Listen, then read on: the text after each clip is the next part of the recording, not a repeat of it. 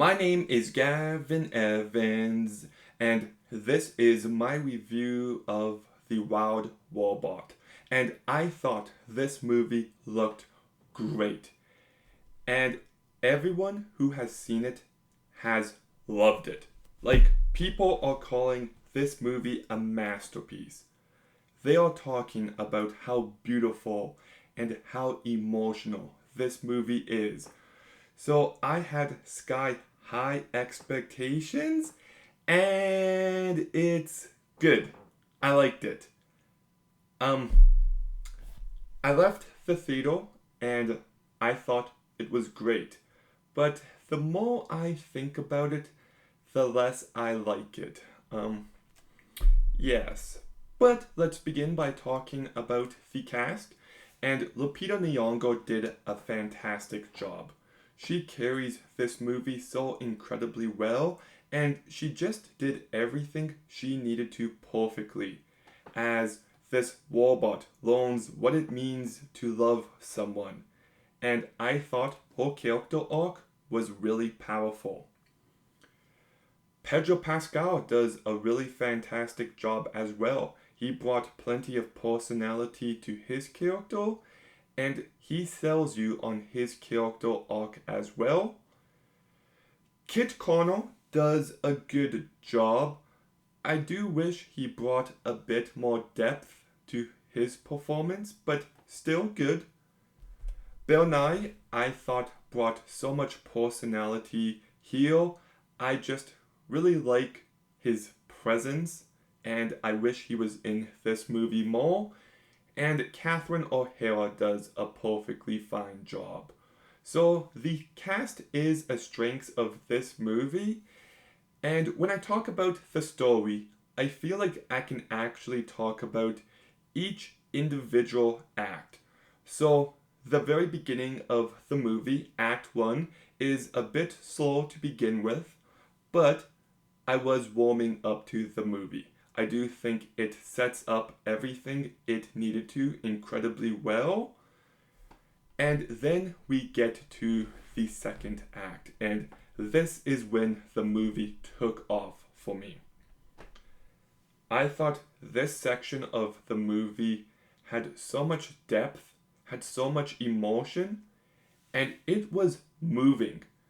There's a song, Kiss the Sky by Maren Morris, which I love, great song. But the sequence that plays to that song is one of my favorite moments of the entire year. It's just pure movie magic, and I found it inspiring. So I really did love so much of the second act. And not to give anything away, but there's one character who dies that just felt so contrived, and I didn't buy it for a moment. But then we get to the last act, and this is when the movie kind of fell apart for me. The ending sucks. There's a villain, and I don't really think there was a need for one, and the dialogue becomes very on the nose, and the way it plays out just made the entire climax feel pointless, and I hated the direction that this movie ended with. I thought it was just as unsatisfying as can be, and it actively pissed me off. And like, look, so many of my favorite DreamWorks movies: How to Train Your Dragon, 1, 2, 3, Kung Fu Panda, 1, 2, 3, Shrek, 1, 2, 4, The Croods. These movies are fantastic, but the end on very strong notes. So the movie sits with you well. And while I loved so much of this movie, it ended on a really weak note that kinda dampens my view of the movie as a whole. I also didn't like the humor. I think I chuckled once, and between Kung Fu Panda 4, the Super Mario Bros. Movie, there's a certain type of, oh, death kind of humor in kids' movies, which is just so played out. It's not clever and it's not funny. The animation though, okay, it's beautiful. Has there been a more influential movie of the 21st century than Spider-Man Into the Spider-Verse? Like, that movie has changed animation forever, and for the better. Like, this movie is just a work of art. The way the colors pop, the way the environments are brought to life, and I was so impressed the entire time. I also really liked the music by Chris Bowles. It's not one of DreamWorks' best, but still, very good score. And I just like what this movie is saying about parenthood and the relationship between a parent and the kid, and the sacrifices made, and the obligation that a parent might feel, and also the need for a community to come together and everyone's potential to be more.